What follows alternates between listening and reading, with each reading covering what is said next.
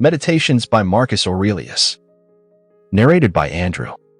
In this 1-minute summary production, created for research, study, and discussion purposes. This adaptation of the content, making it accessible for a brief yet informative overview. The intention is to provide efficient resource for those looking to engage with the ideas presented in Marcus Aurelius' work. The 12th book. Whatsoever thou doest hereafter aspire unto, thou mayest even now enjoy and possess, if thou doest not envy thyself thine own happiness. And that will be, if thou shalt forget all that is past, and for the future, refer thyself wholly to the divine providence. And shalt bend and apply all thy present thoughts and intentions to holiness and righteousness. To holiness, in accepting willingly whatsoever is sent by the divine providence, as being that which the nature of the universe hath appointed unto thee, which also hath appointed thee for that. Whatsoever it be, to righteousness, in speaking the truth freely, and without ambiguity, and in doing all things justly and discreetly. Now in this good course, let not other men's either wickedness, or opinion, or voice hinder thee. No, nor the sense of this thy pampered mass of flesh, for let that which suffers look to itself. If therefore whensoever the time of thy departing shall come, thou shalt readily leave all things, and shalt respect thy mind only, and that divine part of thine, and this shall be thine only fear. Not that some time or other thou shalt cease to live, but thou shalt never begin to live according to nature. Then shalt thou be a man indeed, worthy of that world, from which thou hadst thy beginning. Then shalt thou cease to be a stranger in thy country, and to wonder at those things that happen daily, as things strange and unexpected, and anxiously to depend of divers things that are not in thy power. God beholds our minds and understandings, bare and naked from these material vessels, and outsides, and all earthly dross. For with his simple and pure understanding, he pierceth into our inmost and purest parts, which from his, as it were by a water pipe and channel, first flowed and issued. This if thou also shalt use to do, thou shalt rid thyself of that manifold luggage, wherewith thou art round about encumbered. For he that does regard neither his body, nor his clothing, nor his dwelling, nor any such external furniture, must needs gain unto himself great rest and ease. 3 things there be in all, which thou doest consist of, thy body, thy life, and thy mind. Of these the 2 former are so far forth thine, as that thou art bound to take care for them. But the 3rd alone is that which is properly thine.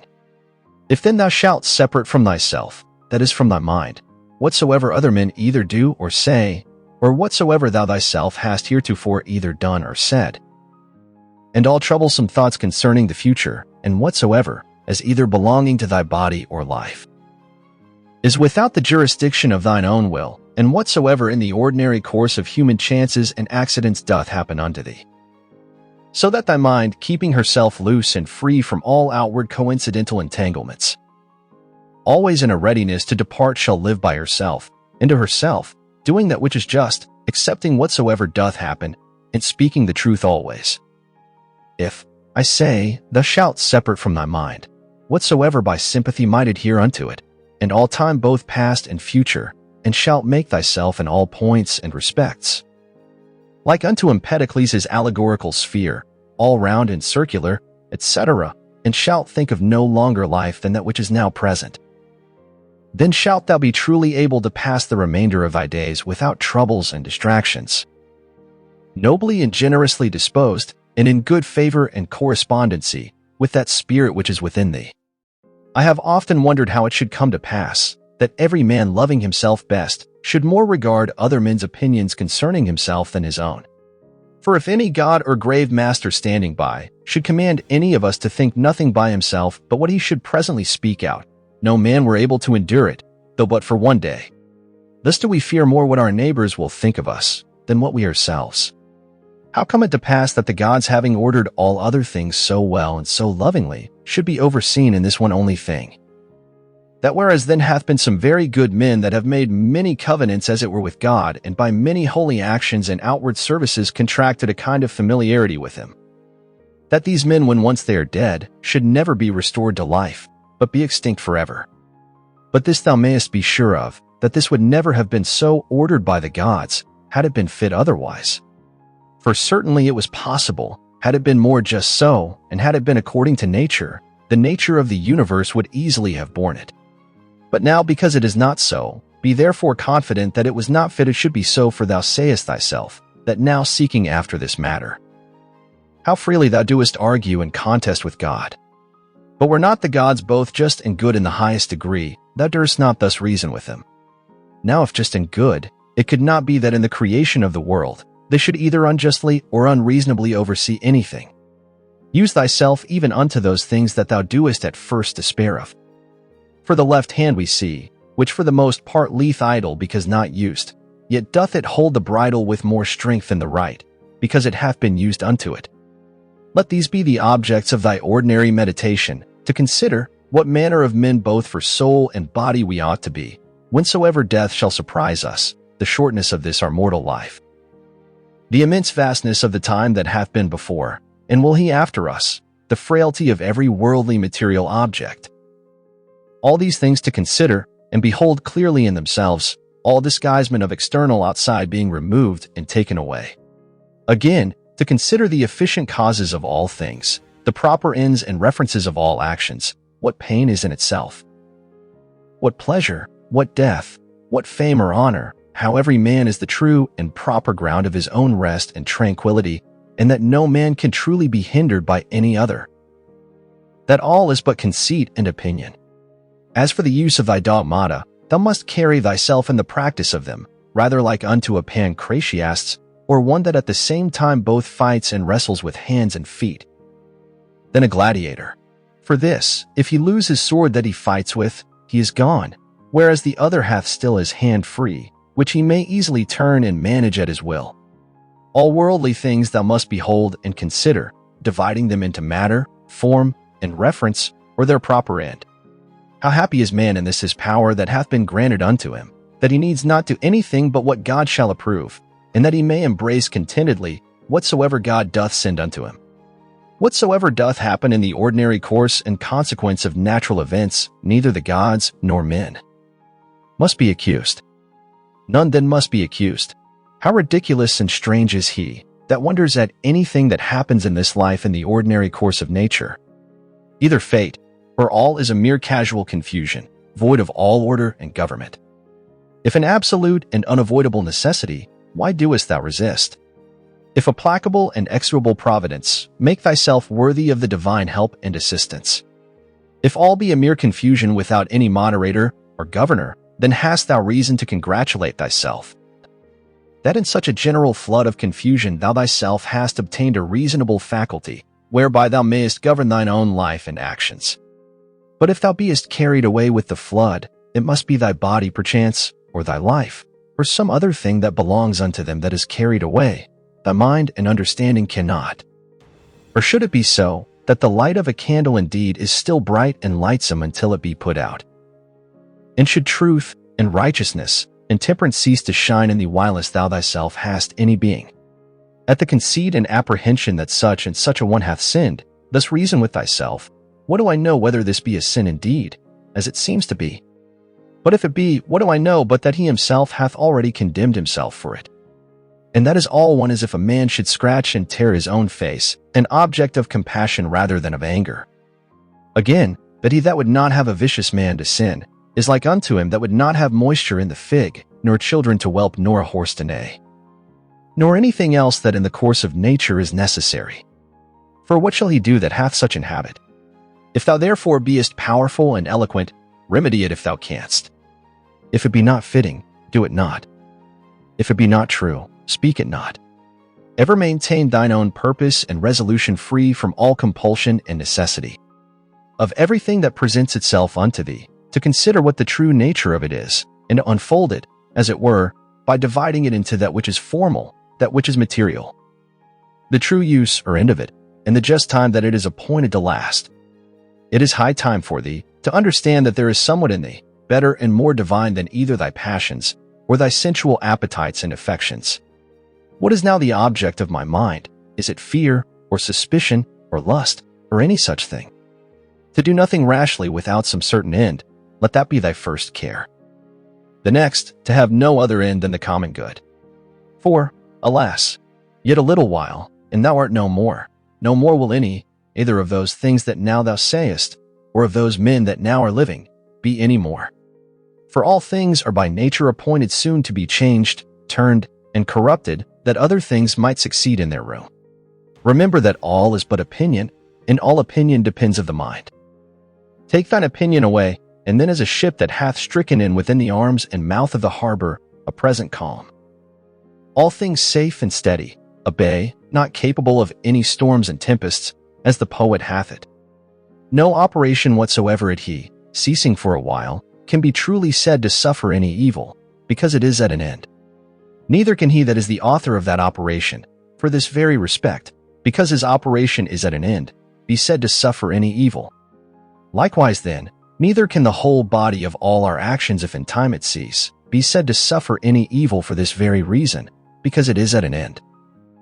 Nor he truly be said to have been ill-affected, that did put a period to this series of actions.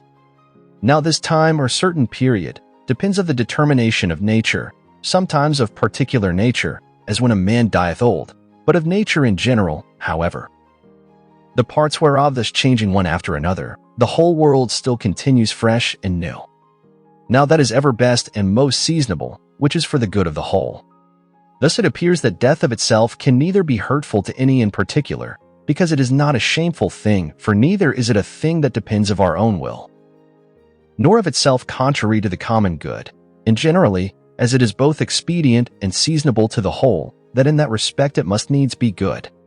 It is that also, which is brought unto us by the order and appointment of the divine providence. So that he whose will and mind in these things runs along with the divine ordinance, and by this concurrence of his will and mind with the divine providence is led and driven along, as it were by God himself, may truly be termed and esteemed the theta epsilon omicron phi omicron, or divinely led and inspired. These three things thou must have always in a readiness, first concerning thine own actions, whether thou doest nothing either idly or otherwise than justice and equity do require. And concerning those things that happen unto thee externally, that either they happen unto thee by chance or by providence, of which two to accuse either is equally against reason. Secondly, what like unto our bodies are whilst yet rude and imperfect, until they be animated, and from their animation until their expiration. Of what things they are compounded, and into what things they shall be dissolved. Thirdly, how vain all things will appear unto thee when, from on high as it were, looking down thou shalt contemplate all things upon earth, in the wonderful mutability that they are subject unto. Considering withal the infinite both greatness and variety of things aerial and things celestial that are round about it. And that as often as thou shalt behold them, thou shalt still see the same, as the same things, so the same shortness of continuance of all those things. And, behold, these be the things that we are so proud and puffed up for. Cast away from thee opinion, and thou art safe. And what is it that hinders thee from casting of it away? When thou art grieved at anything, hast thou forgotten that all things happen according to the nature of the universe, and that him only it concerns, who is in fault? And moreover, that what is now done, is that which from ever hath been done in the world, and will ever be done, and is now done everywhere. How nearly all men are allied one to another by a kindred not of blood, nor of seed, but of the same mind. Thou hast also forgotten that every man's mind partakes of the deity, and issueth from thence, and that no man can properly call anything his own, no not his son, nor his body, nor his life. For that they all proceed from that one who is the giver of all things, that all things are but opinion, that no man lives properly, but that very instant of time which is now present. And therefore that no man whensoever he dieth can properly be said to lose any more than an instant of time. Let thy thoughts ever run upon them, who once for some one thing or other were moved with extraordinary indignation, who were once in the highest pitch of either honor or calamity, or mutual hatred and enmity, or of any other fortune or condition whatsoever. Then consider what's now become of all those things. All is turned to smoke, all to ashes, and a mere fable, and perchance not so much as a fable. As also whatsoever is of this nature, as Fabius Catilinus in the field, Lucius Lupus and Stertinius, at Bai Tiberius at Caprii and Velius Rufus, and all such examples of vehement prosecution in worldly matters, let these also run in thy mind at the same time. And how vile every object of such earnest and vehement prosecution is, and how much more agreeable to true philosophy it is, for a man to carry himself in every matter that offers itself. Justly, and moderately as one that followeth the gods with all simplicity. For a man to be proud and high-conceited, that he is not proud and high-conceited, is of all kind of pride and presumption the most intolerable. To them that ask thee, Where hast thou seen the gods, or how knowest thou certainly that there be gods, that thou art so devout in their worship? I answer first of all, that even to the very eye, they are in some manner visible and apparent. Secondly, neither have I ever seen mine own soul, and yet I respect and honor it. So then for the gods, by the daily experience that I have of their power and providence towards myself and others, I know certainly that they are, and therefore worship them. Herein doth consist happiness of life, for a man to know thoroughly the true nature of everything. What is the matter, and what is the form of it, with all his heart and soul, ever to do that which is just, and to speak the truth? What then remaineth but to enjoy thy life in a course and coherence of good actions, one upon another immediately succeeding, and never interrupted, though for never so little a while? There is but one light of the sun, though it be intercepted by walls and mountains, and other thousand objects. There is but one common substance of the whole world, though it be concluded and restrained into several different bodies, in number infinite. There is but one common soul, though divided into innumerable particular essences and natures. So is there but one common intellectual soul, though it seem to be divided. And as for all other parts of those generals which we have mentioned, as either sensitive souls or subjects, these of themselves have no common mutual reference one unto another, though many of them contain a mind or reasonable faculty in them, whereby they are ruled and governed. But of every reasonable mind, this the particular nature, that it hath reference to whatsoever is of her own kind, and desireth to be united. Neither can this common affection, or mutual unity and correspondency, be here intercepted or divided, or confined to particulars as those other common things are. What doest thou desire? To live long. What? To enjoy the operations of a sensitive soul, or of the appetitive faculty? Or wouldst thou grow, and then decrease again? Wouldst thou long be able to talk, to think and reason with thyself? Which of all these seems unto thee a worthy object of thy desire? Now if of all these thou doest find that they be but little worth in themselves, proceed on unto the last, which is, in all things to follow God and reason. But for a man to grieve that by death he shall be deprived of any of these things, is both against God and reason. What a small portion of vast and infinite eternity it is, that is allowed unto every one of us, and how soon it vanisheth into the general age of the world. Of the common substance, and of the common soul also what a small portion is allotted unto us, and in what a little clod of the whole earth it is that thou doest crawl, after thou shalt rightly have considered these things with thyself. Fancy not anything else in the world any more to be of any weight and moment but this, to do that only which thine own nature doth require, and to conform thyself to that which the common nature doth afford. What is the present estate of my understanding? For herein lieth all indeed. As for all other things, they are without the compass of mine own will, and if without the compass of my will, then are they as dead things unto me, and as it were mere smoke. To stir up a man to the contempt of death is, among other things, is of good power and efficacy, that even they who esteemed pleasure to be happiness, and pain misery, did nevertheless many of them contemn death as much as any. And can death be terrible to him, to whom that only seems good, which in the ordinary course of nature is seasonable? To him, to whom, whether his actions be many or few, so they be all good, is all one. And who, whether he behold the things of the world being always the same either for many years, or for few years only, is altogether indifferent. O man, as a citizen thou hast lived, and conversed in this great city the world. Whether just for so many years, or no, what is it unto thee? Thou hast lived as long as the laws and orders of the city required, which may be the common comfort of all. Why then should it be grievous unto thee, if the same nature that brought thee in, doth now send thee out of the world? As if the praetor should fairly dismiss him from the stage, whom he had taken in to act a while. Oh, but the play is not yet at an end, there are but 3 acts yet acted of it? Thou hast well said, for in matter of life, 3 acts is the whole play. Now to set a certain time to every man's acting, belongs unto him only, who as first he was of thy composition, so is now the cause of thy dissolution.